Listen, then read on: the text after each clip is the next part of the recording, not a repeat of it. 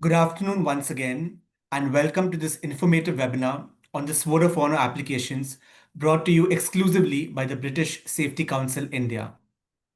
I'm Melroy Alphonso, the India Events Manager with the British Safety Council. Firstly, many congratulations to all of you for winning the Five-Star Audit with us and for accomplishing this amazing milestone. Now, the next milestone will be to apply and win the Sword of Honor. And to throw light on this application process and to clear all your doubts, we have none other than the Senior Head of Audit and Consultancy, Mr. Suresh Tanwar. But before we begin, there are a few housekeeping rules that I would like to highlight. First, please post all your questions in the Zoom Q&A box. Do not use the chat box, but use the Zoom Q&A box only, which is at the bottom of your screen. At the end of this webinar, please remember to fill out a short survey form that will pop up on your screen. This survey will help us to serve you better. Lastly, a recording of this webinar will be sent to you via email soon after this webinar has ended.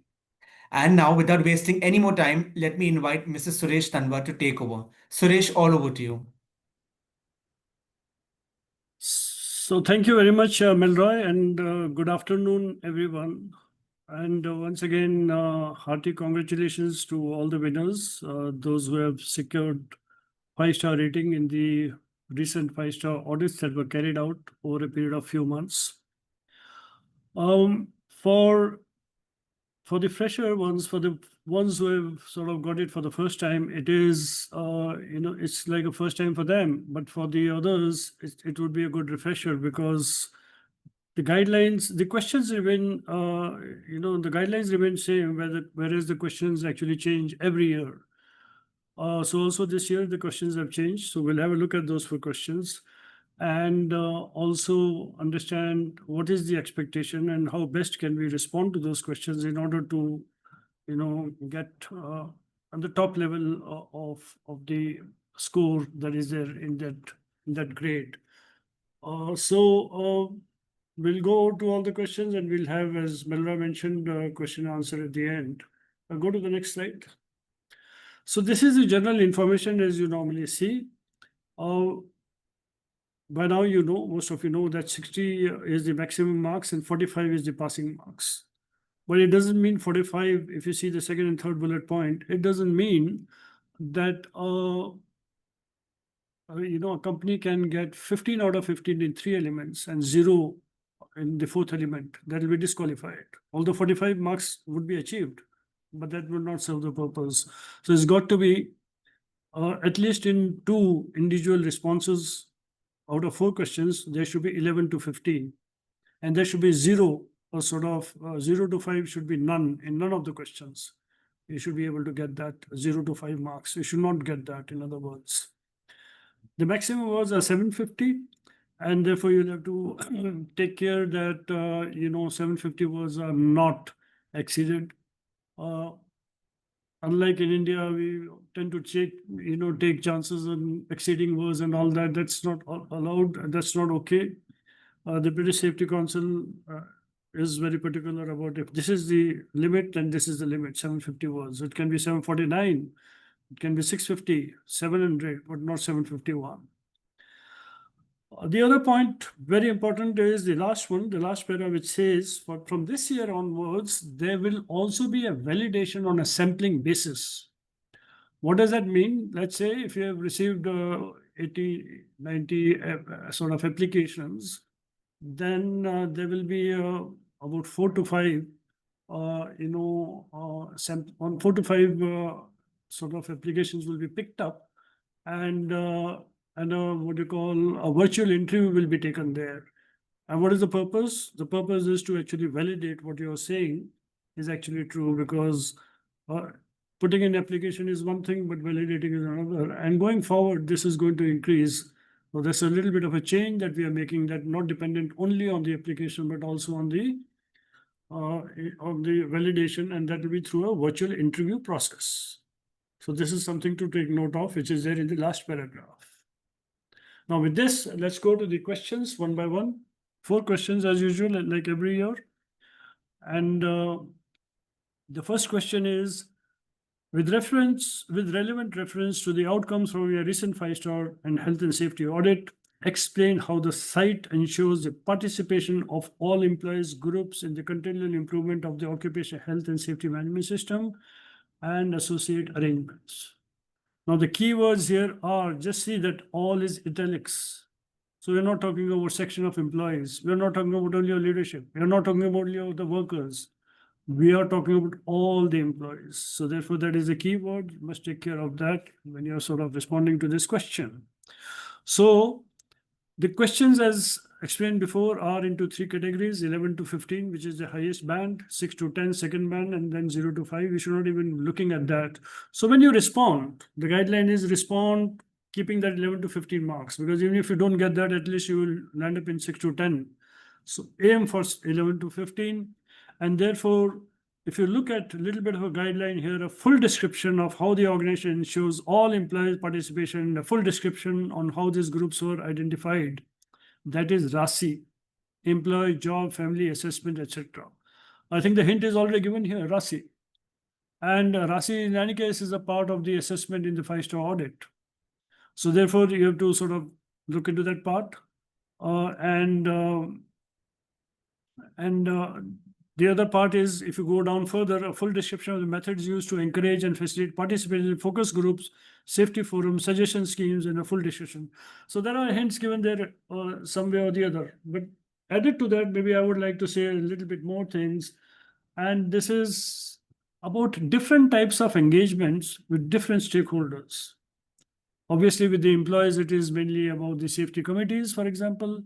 And also it's mentioned here as well that it is about the safety concerns that can come from safety suggestions and things like that, suggestion schemes. Women is also one of the stakeholders. Nowadays, they work in factories, so therefore and whenever we have done the audit, we have said our women employees is a part of your, what you call safety committee. And many times they get answer that they are not, and then they take this as a recommendation and they sort of correct that particular situation. So different types of stakeholders would require different types of engagements, meetings, and all that. Also, but the question here is mainly about employees. So it is not about all the stakeholders, but employees, the stakeholders from that point of view to respond to this question. Now, if you see again 11 to 15 and 6 to 10 and 0 to 5, 0 to 5 is few or no examples. If you see last para, 0 to 5. 6 to 10 is some examples. If you want to get good marks, you have to give as many examples as possible, but restrict to 750 words. All examples are clearly related to the outcome of the recent 5-star health and safety audit. So you have to link it up with that as well. So it's not that you're talking about something else and what came out in the 5-star audit was actually something else. So you got to sort of align with that. You would have actually, in some way or the other, talked about in the audit, and also it would have come in the report about how the employees are engaged, right? The other way of engagement is through behavior-based safety. It could be through a safety culture journey if an organization is taking. It could be through training programs that is being carried out, and different level of people attending different level of training programs, right from senior leadership to the worker level, and sharing of incidents, and all of these, in fact, are examples of how the engagement with the employees can be improved. I think I've given quite a bit of sort of direction and tips on this. And we go to the next question then.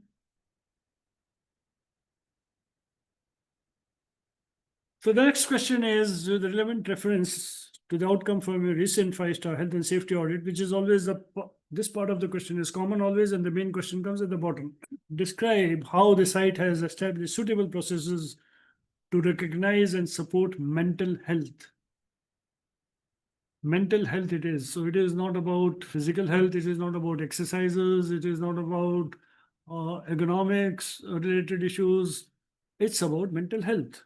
So well-being is a big circle, as I always talk about. And in the well-being, physical health is a part of it. Mental health is a part of it. Spiritual health, emotional health, financial health, all of that. Here, it is about mental health. So the question is, so the the guidelines are given are a full description of how the approaches were identified, assessed for suitability, and implemented. The response contains a wide range of relevant examples provided within the response are clearly related to the five-star audit outcome. Now, the essential, some of the key areas that actually need to be looked into from the mental health point of view are 4-5. Number one is sort of well-being a part of your policy, or is this a separate strategy? So something that is, if it is there right at the top, then the focus would come. Then the question is what you call, is there a strategy around it? No, not necessarily a strategy should be there, but if it is there, of course it works.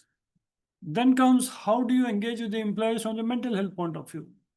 Have you organized any training programs on stress management, for example, by an external expert agency who's not a normal doctor, but who's a psychiatrist or a psychologist or a psychotherapist? Or have you done apart from this stress, what do you call, stress management training session, have you organized a stress survey so as to check the level of stress in the organization? How does it sort of stack up at different levels in the organization? Or have you got employee assistance program? We call it EAP. EAP is that one-on-one counseling that happens with the expert. Again, that's a platform that is created by the companies, and employees can actually talk to the doctor or the psychotherapist or psychologist one-on-one in a confidential manner. So the HR doesn't come to know that what conversation is sort of goes on between the employee and the psychologist, but HR definitely should know actually how many people are taking benefit of it. So how successful it is. So if it has been successful and it has been, as a part of the audit, been pitched well, not only pitched well, I mean, it is working well with a lot of evidence that was shown, that should become a part of this response, for example. Right. So I wanted to cover mental health and then and stress risk assessment is another one. If you've done a stress risk assessment, then you can mention about that also. How do you do that? Some of the organizations have done, some have been struggling, but they have found some way to do that. But that is also one way to find out. Finally, mental health also is reflected in the behavior of people. So one of the things that we look at, and it's also there in our in our question when we do the audit, is have you trained your people, section heads, HODs, and all that, for them to identify the early symptoms of mental health, early symptoms of stress. So if these are the things that have been done, then these will be the good examples that can be sort of put here in question number 2. Right. So Melroy, you can go to number 3.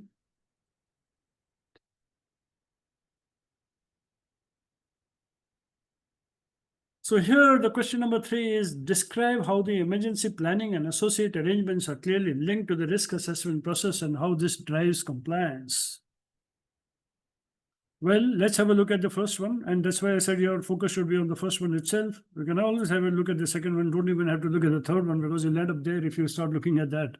So if we look at the first one, a full explanation clearly demonstrating how emergency planning and associated arrangements are clearly linked to the risk assessment process and the methods used to achieve this. A range of relevant examples, campaigns, programs, initiatives will further drive focused performance management and related to risk management and ultimately compliance to the desired standard outcome. All examples are clearly related to the outcome of the recent 5-star health and safety audit. So here they are very closely linked. Emergency planning and response, and also crisis, if it turns into a crisis later on, they are very, very clearly linked with the risk assessment process. In other words, those risks which are there, they find a place in the emergency response planning, and also emergency response planning parts are also in the risk assessment, because the risk assessment, you're not only looking at the activities that are, that require risk assessment to, which are hazards, and therefore the risk assessment has to be done, but they also become a part of natural disasters and all of that. So emergency planning is not only about natural disasters, it is also about, if there are unions and all that, ruckus can happen and some kind of a situation can happen, can occur wherein, some sort of emergency response would be required. Or it could be emergency response also. It is in terms of, where a fire has occurred, which is the most probable thing. And therefore, was fire a part of the risk assessment? And if it was a part of the risk assessment, then how was it sort of addressed in terms of the sources of ignition, in terms of the availability of the firefighting equipment, in terms of the health of the equipment of the firefighting system, and all of that. So all of that is about relating risk assessment to the crisis, to the emergency planning and response. And the other point, it can be in terms of scenario planning, tabletop exercise, because tabletop exercise is all about a combination of the risk and also a combination of of the emergency response, how that will be played. Tabletop exercise is a exercise which is done with the senior management. It is not sort of, you're going to do a mock drill in the afternoon and therefore in the forenoon you're looking at talking to the people, you're going to do mock drill and therefore, are you clear about your role? Fire wardens, you have to do this and all that. You do a kind of a refresher with them. No, that's not. What is what you call the tabletop exercise is about creating a scenario wherein different levels of people in the senior management play different roles, and there's a moderator who keeps on creating a scenario and escalating that scenario, and at that particular point, how the people are sort of responding, and they're playing different roles. Somebody playing the role of spokesperson of the organization. Somebody is playing the role of doctor. Somebody is playing the role of factory inspector. Somebody is playing the role of the of course the HSC, health and safety head, and somebody is playing the role of emergency controller. So how do they sort of respond, and all that is about that. But that you have to link it with the risk assessment. That is the point I was trying to say, because that's a risk, and whether that has been identified. So whether it is emergency response and planning, or it is a tabletop exercise, or it is mock drill, or it is risk assessment, you have to all sort of align, and therefore you have to find a way where you'll be able to give examples on this particular question. Right. One more aspect I want to say, there's a little bit of a higher level thing. There's something known as ERM. ERM is enterprise risk management. It's about understanding the risks that matter at the top of the organization, at the business level. At the business level, there will not be 300 risks which will be there at the plant or at the site, right? There'll be just 3 or 4 of them. Is there a clear line of sight between the enterprise risk management and the risk management at this site level? Now, for example, for a building, fire is a big risk. So is fire an enterprise risk or it is not? So that is the question that we need to ask. And if it is not, then it has got to get aligned and all of that. There could be just 3 or 4 risks from safety point of view, which are enterprise risks. But as they come down to a level of, for every activity, there is a hazard, and therefore that hazard has a risk assessment process and all of that. That's how it flows. So we can also talk about the line of sight between the enterprise risk and the risks at the site level. Okay, go to the question number 4.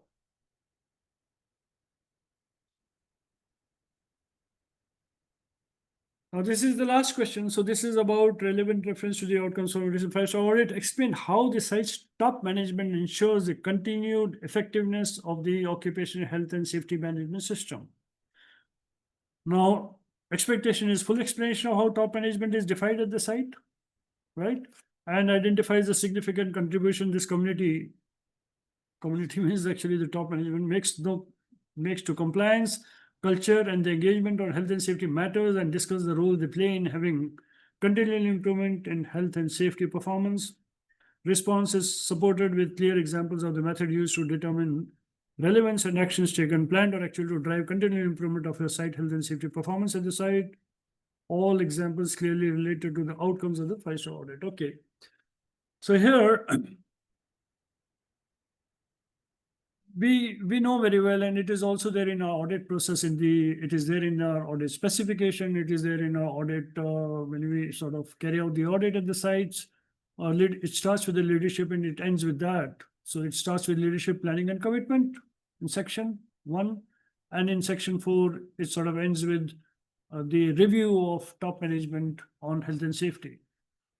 And then everything else comes in between, whether it's resources or it is their own display of their positive behavior and asking concerns to people and all of that. Just to put these points in a proper manner, in a little bit more understandable way, leadership is the engine that actually drives the entire organization, and leadership actually creates a culture, and the culture creates behavior, and that behavior drives the performance. So if the performance is very good in the organization, clearly leadership has played a very good role. And if the organization keeps on having incidents upon incidents and all of that, again, clearly leadership has not played that role very well. So leadership is the key. Leadership will shape the behavior, to create the culture and shape the behavior down the line of the people and all of that, because they should be able to say the right things. They should be able to give proper messages. They should not give conflicting messages and all of that. They should go to the site and ask questions, not only ask questions about the production output and all of that, but ask questions about how is it on health and safety we are doing. They should hold a town hall. They should be talking about safety right in the beginning. If anything that is new, that is sort of introduced in the organization, safety should be part of that thinking. If there is a new project expansion is taking place, leadership should demand that whether the health and safety has been taken into cognizance or not right from the design stage, whether it's a new site or a site that is being expanded. And whether it's a lip service or it is actually a walking the talk, practicing what they preach, role modeling. So these are the positive traits that the leadership should be sort of demonstrating. When they do their job, it becomes very easy for people down the line and all that. So the question back to you is, how have they demonstrated their commitment? How are they involved in the continual effectiveness, improvement and effectiveness of the journey that is being taken in terms of improving health and safety? Right. So on one hand, it is about leadership planning and commitment, but on the other hand, it is about whether they have good, robust, rigorous review process on the performance and health and safety and asking the right questions. So these are some of the facets of leadership that they should be demonstrating the right thing. It should not be lip service, but the real commitment should be shown, and they should tell people down the line that we have to live the values of safety and not compromise whatsoever. Not in the face of production pressure, definitely.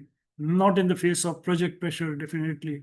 So if they talk about their project timeline, they should be also talking about what about the safety. In fact, they should talk about safety first and then the project completion later on. If these are the things, then the organization is on a move of matured culture maturity over a period of time. So leadership is very critical. You have to give examples how they are demonstrating, how they are involved in continual improvement in the organization for continued effectiveness of the health and safety management system and all of that. And not only it is important to have strong system and processes in health and safety, but they also actually spread over a period of time in developing positive safety culture. They both are not separate, they're interrelated, but they both have got their own sort of features, which sometimes are interrelated, sometimes they stand alone as well. So both are complementary. So how is the organization actually going to the maturity of safety culture? And that can only happen if the leadership commitment is demonstrated in a very positive manner, and the system and processes stand on strong legs. Then you can go on to the culture part as well. So with this, there are 4 questions finished, but I have a little bit more sort of tips to sort of share with you. One is that when you write the application, it should be in a not a bullet point, it should be kind of a story form. Not bullet points. We have done this, bullet points, one line. That's not the way it should be written. That is one. Give examples as many as possible. That is 2. The third thing is don't write only safety. In India, we are habitual of writing safety, but here you see it's everything is about health and safety. So in BSc and in UK overall and in BSc particularly, we call it health and safety. It's always health and safety, although health is a smaller part, but it's always called health and safety. So therefore, your response also should be health and safety, not only safety. So that's the other point. Don't write EHS and all because you're not doing environmental audit here. Stick to health and safety, which is HNS, health and safety. Stick to 750 words. And finally, I have said this is my 4th sort of, delivery in terms of the webinar, but I've said it all the times. It cannot be that the application is written once and that is submitted. And most likely it will fail. That application has to be reviewed at 2nd level. From the 2nd level, it has to go to the 3rd level. When that happens, the refinement happens.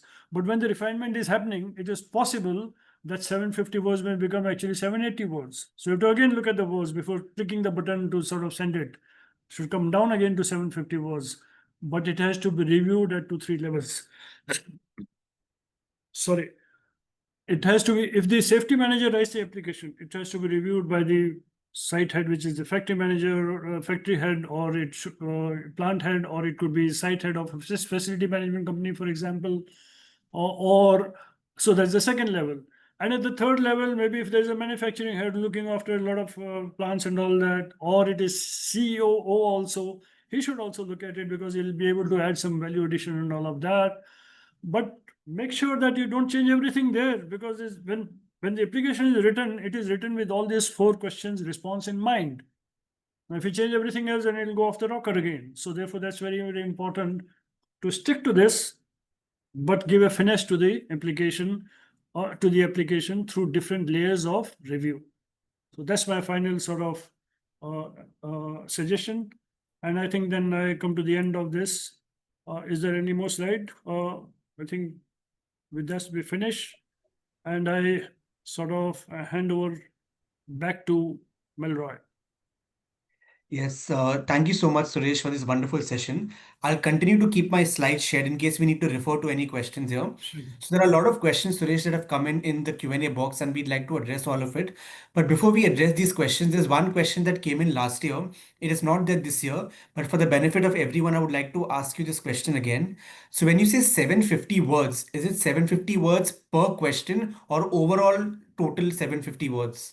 It is 750 words per question. If you see, go to the first one. Go to the first slide.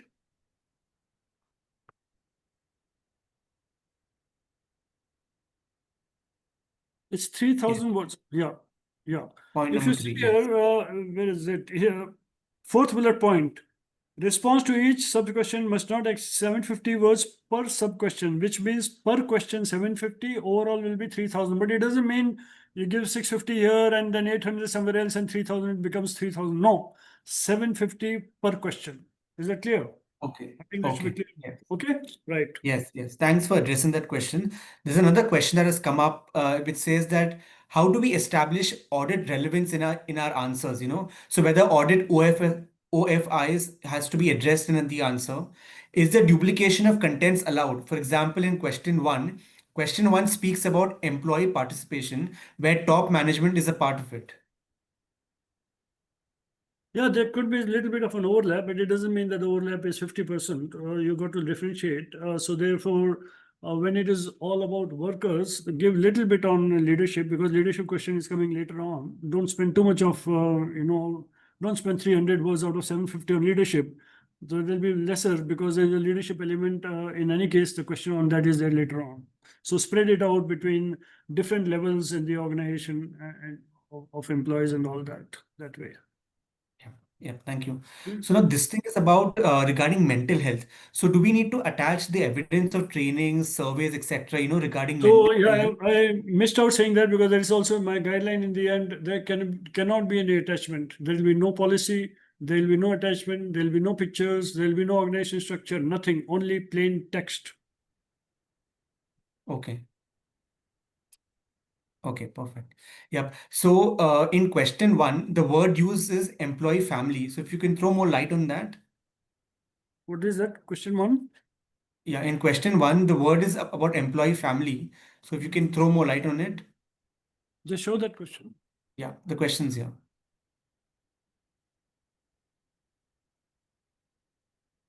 Oh, where is it? Can you pinpoint it? Yeah, so if you can see just exactly below 11 to 15 marks, the first paragraph, employee job family assessment. All description how the organization ensure all employees participate in description how this group so employee job family.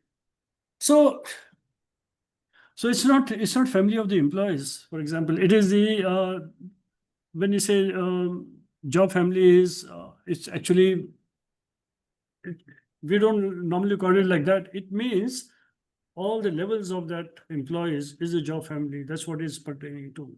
So you're talking about, senior management, you're talking about the head of the department, section head, workers, as supervisors, workers, and all of that. So that's the family. That's what it is.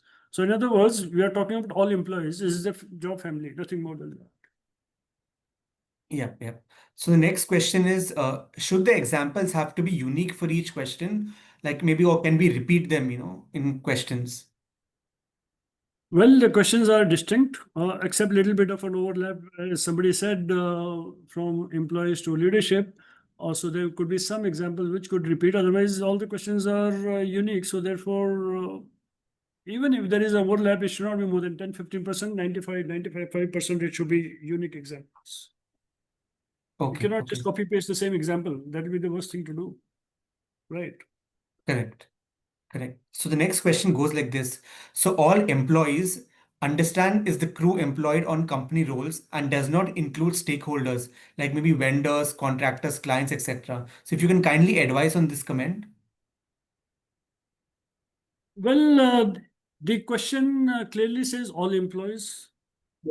If it had said that, employees and other stakeholders, you could have responded to that, but it is in italics also, it is in all employees. So my take on this would be that it's only employees, not the other stakeholders. Correct. Okay. So another very important question is what can one expect in the interview? What? What can one expect in the interview? So if you remember the last point when we were explaining that certain people will be called in for an interview or like an application interview. So Yeah. what can they expect in that interview? What can expect in that interview?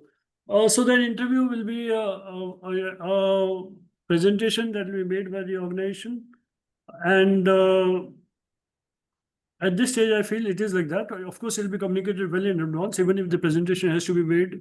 If it is not made, then the questions will be asked on those responses that you have made. Now, if your responses are, tangent and what you're in the application and what is being said in the interview, they don't sort of match, then there would be an issue. So, so from that point of view, it's a validation exercise that we're trying to do. And as I said, that will be picked up on random. It will not be that, those who have been doing it with us for the last many years or those who've done it for the first time. No, at random it will be picked up. And I'm not sure at this point in time how many, but I guess 4 or 5 will be picked up approximately this year. Not more Yeah. than that. Okay. So I'm just going to go ahead to question number two. There's a question regarding this. So I've just moved the slide to question two. So there's clarity required on this question, whether we need to explain about the approaches to address the mental health or how are we identifying these approaches?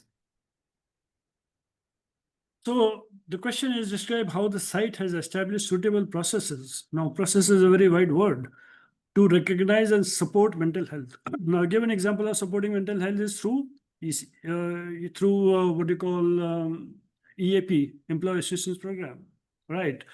And how do you recognize? Recognition could be through surveys. Recognition could be through, stress risk assessment, stress management sessions, by training people for them to recognize early symptoms of stress. All these examples were given, right? So this is how it should be. Yes, yes. So there's another question is, can you please clarify the relevant examples of campaigns? So is it only mock drill or something else? Which one? Question number 3. No, in general, they mentioned in terms of relevant examples of campaigns, any campaigns that we had mentioned earlier in one of the questions. So what kind of campaigns? Is it only mock drill or is there something else that we're trying to look at? But we need to see whether campaign mode was there. I think it is the first question, if I remember. Can you go to the first one? Yes, it's on the first question.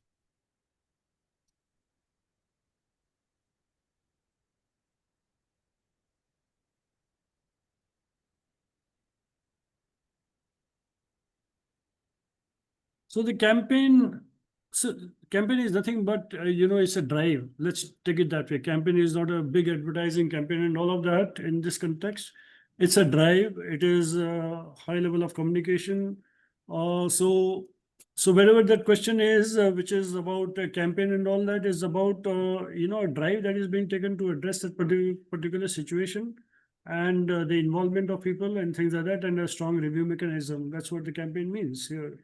Let's say, for example, I'm saying if the near miss reports are very less, an organization has 3,000 employees and the near miss reports, are coming 10 or 20 in a month.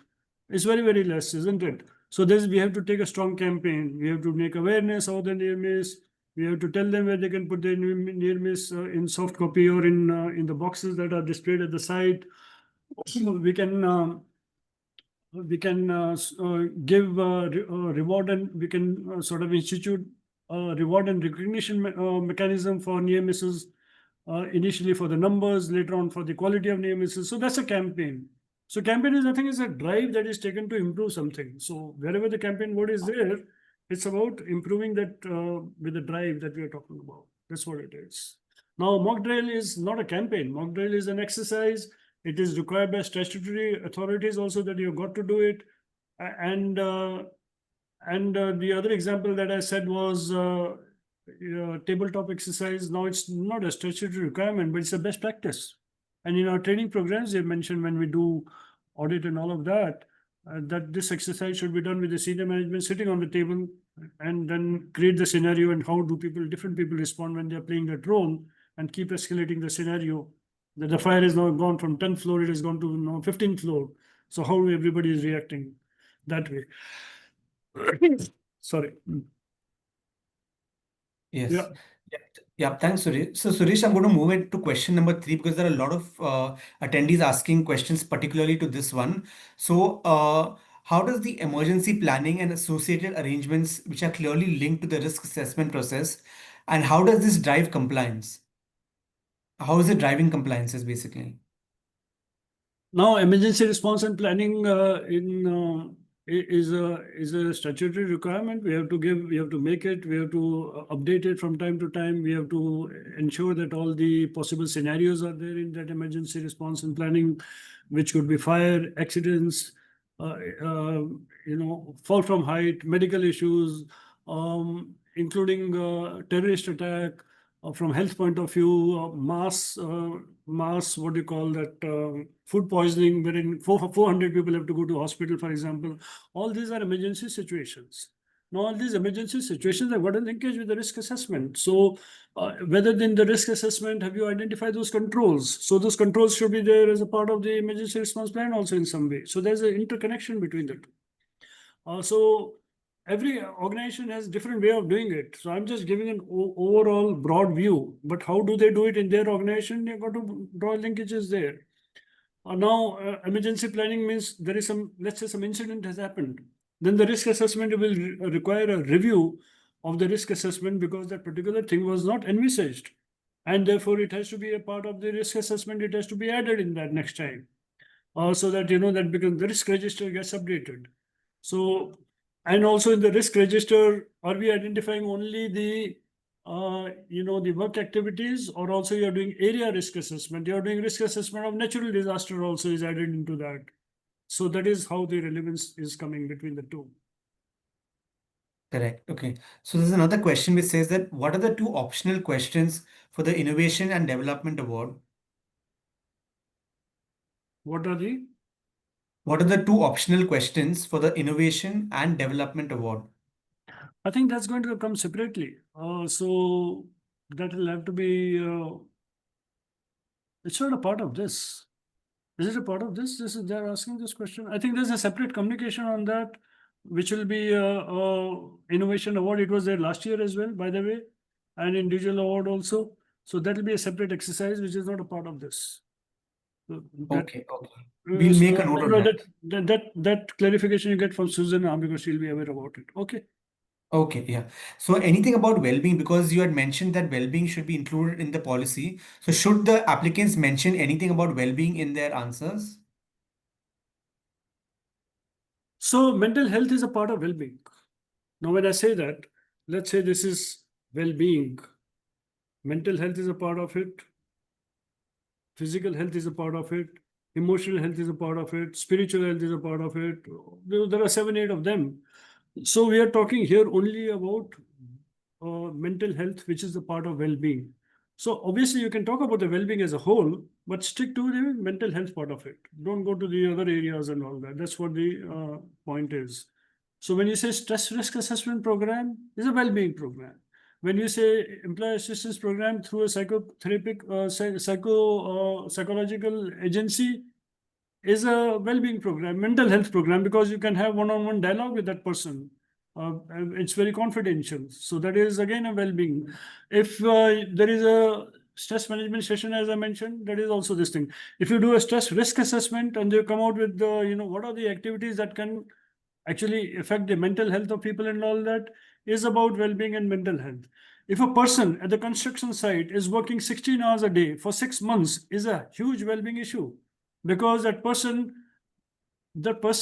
will actually start having I would say mental health problems, but they'll start having stress, anxiety, depression and all of that. And that can not only cause his physical health problem, but it also can cause accident because of the focus on the job that may not be there, the distraction that can happen as a result of fatigue. Okay. So there's another question, Suresh, which comes in terms of the clarity required. So we require clarity between question and the guide words. So in question two, I'm just going to move ahead to question two. So question two inquires about processes to recognize and support employee mental health. But the guide word infers about how the approaches are identified. So if you could please explain that. Just come again, Milroy. Yeah. Just come again. Yes. Huh? So in question Hmm. two basically inquires about the processes to recognize and support employee mental health. But guide words infers about how the approaches are identified. Yeah, so this is the guide words are more elaborate. Questions are just about 3, 4 lines, as you can see here. So you have to keep that in cognizance, which is there in the guide word, how the approach was taken. We cannot just take an approach like this, isn't it? I mean, if you are looking at let's say employee assistance program, what will be the approach? Who will be contacting and all that? Which will be the final agency that will come who will be doing this program? If you're doing a stress risk assessment, what is the approach that is being taken?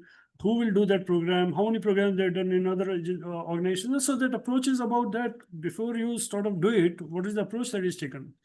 And the approach also will be, through these stress surveys and all that will come. So issues will come up from there. The stress surveys, if they're carried out, just like we do safety surveys, safety perception survey or safety climate survey, safety culture survey, or you do in HR, we do the, employee engagement survey. Like that, there are stress surveys also carried out, or well-being surveys that are carried out. That will throw a lot of, so that could be an approach. That also could be an approach. Okay. Okay, okay.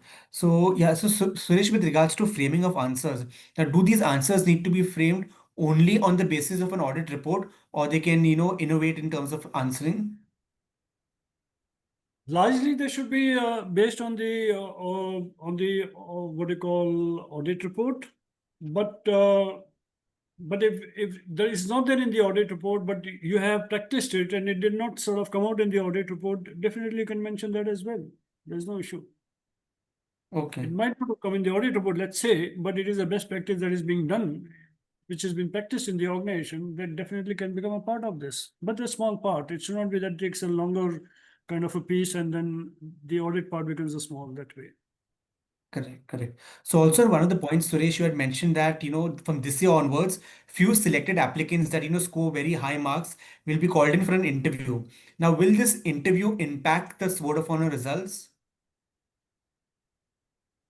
The score. Yes. So if you see the last point, I've gone ahead, changed my screen now. If you look at the last point, from this year onwards, selected applicants will be called in for an interview. So will this interview impact the Sword of Honor results or the score that they've gotten? So if the validation shows the negative side, if they said all the good things in the application, and it seems that it was written, application was written for the sake of application that was written, but actually the concerned person is not able to sort of validate that, gets lost in the interview process, not able to answer. Obviously, there's a disconnect. So then they'll get disqualified. Correct. They'll get Okay. disqualified. It's an interview process. So if you don't do True. well in the interview, you'll get disqualified, right? Correct. So with regards to the interviews, Suresh, so how many days in advance will any organization be told that they have an interview to attend? So maybe, Melroy, you may like to take that point for asking how many sort of days this thing will be there, but I guess it'll be definitely a good number of days will be there, maybe 15 days, but that needs to be checked, and then you can respond to that to all the employees, all the sort of clients. I'm not sure at this point in time, but sufficient time will be given. Because if they, and all those details will be there, whether they have to make the presentation or it's just an interview, and then how many days of notice will be given and all that. I think by tomorrow you should be able to give that response to them so that they Correct. have, okay? Yes. Okay. So, Suresh, so what is meant by cultural engagement to risk management and ultimately compliance to the desired outcome? This is section 3, maximum questions are coming from there. So this is section 3, compliance requirements and all that, right? Go to section 3, sorry, question 3. Yeah. Question 3. Yeah. Describe how the emergency planning and associate arrangements are clearly linked to the risk assessment process and how this drives compliance. No, don't take compliance from the regulatory compliance point of view. Compliance means actually how it is sort of driving what we are looking at. Take it that way. I don't think this is about regulatory compliance. Although there is a regulatory compliance element here in any case, because emergency response and planning, emergency planning and response is a document that is required by the Factories Act, for example. Not only that, for the other organizations also, other sectors also it is required. So to that extent, there is a compliance level. But here we are talking about the compliance is how you are complying with these two requirements. Let's put it that way. How are you complying with this requirement in terms of clearly linking a risk assessment process and the emergency planning and the associated arrangements together? That's what it is. So it's about how you're meeting this requirement, I would say. This is the meaning of the compliance here. But you can talk about a little bit of a regulatory compliance as well, because I said that it is a regulatory compliance to review the risk assessment after an incident that happens. So all of that is also there. So that can be a part of the response. Correct. So with regards to this interview questions, there's another thing that came out. Whatever questions are going to be asked in the interview, are they only going to be from these 4 questions or from all the elements of the BSc 5-star audit? No, only those 4 questions. It will be restricted to these 4 questions. It is a validation of these 4 questions. It has nothing to do with all the other 46 elements and all that. The whole idea is that the application that has been submitted is being validated through an interface, through an interview. That's all. So it is about these 4 questions, not for the rest of the elements of the audit. Yes. So Suresh, while more questions keep coming in, any advice that you would like to give our participants for our applications? Like any expert advice or anything that, that they can at least secure, good marks and the outcome is. I gave that advice, the broad level advice, where the chances of scores getting down may not happen. One is, as I said, don't write in bullet points, build a story around it. give examples as many as you can, then write on not only safety but health and safety all the while. You're putting BSc application, write BSc language. Don't write only safety, safety. It's health and safety. And then don't exceed 750 words and give maximum examples. And finally, review at 3 levels. First level does the application, second level review, third level review. It will find that the refinement happens in that at the 3 stage. So the final application that will be there will be much better than it will be there at the first level. The mistakes that have happened is a junior safety officer has sent the application and it is the marks have come as 35, 32 and all that out of 45, out of 60, and therefore they have failed. If it would have gone at 3 levels, another 2 levels, that is, probably this would not have happened, because at different levels, the maturity of those different people who are reviewing it adds a value to that application in a much better way than it is at the very raw stage. Okay? Correct. And by any chance, Suresh, is there any revaluation in case anyone scores less or doesn't, meet the requirements? Is there any revaluation that they can submit to their application?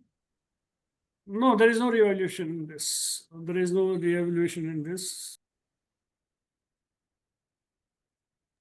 Okay, Yeah, okay. no, there is no reevaluation. So this is just one-time application. Correct, correct. So I guess we are done with all our questions. So in case anyone has, maybe we'll just give it another minute. In case the audience has some more questions that they would want Suresh to address, you can please put in your questions in the Zoom Q&A box.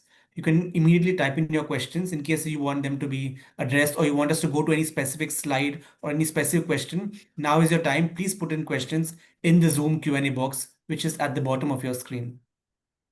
It's good to see that the webinar lasts 20-25 minutes and more than half an hour is actually on questions. So there is quite a bit Yes. of interest and quite a bit of queries that are there, and I'm sure we are able to sort of address those amicably.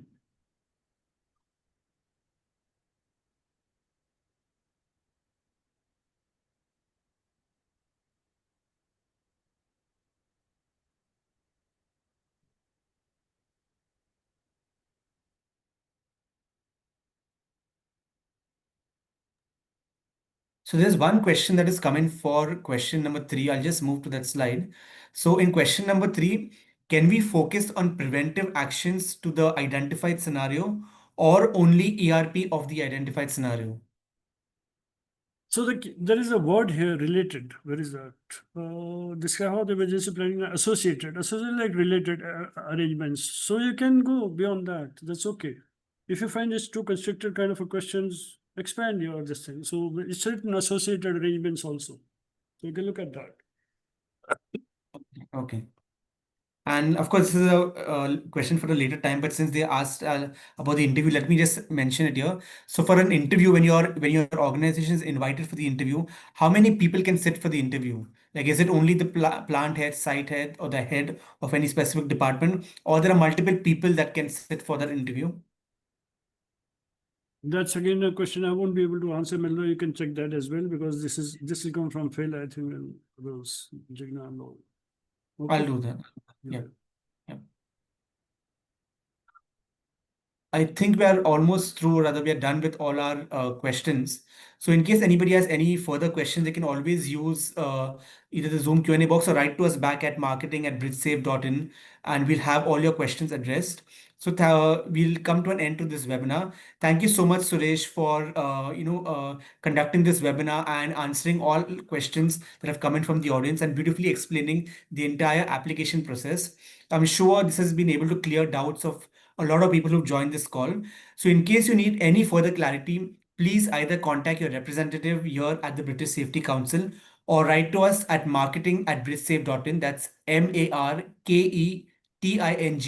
at britsafe.in. Please write to us and we'll ensure that all of your questions are answered. Also, please remember to fill out this short survey form with your valuable feedback that will appear on your screens shortly after this webinar has ended. And as mentioned earlier, the recording of this webinar will be sent to you via email shortly after we've done with this webinar. You may also contact your representative at our company for the webinar recording. So goodbye, good evening again, and have a lovely day ahead. Thank you so much, Suresh, and thank you for joining everyone. Thank you. Thank you very much. Thank you all the attendees and wish you good luck. Right. Thank you. Bye.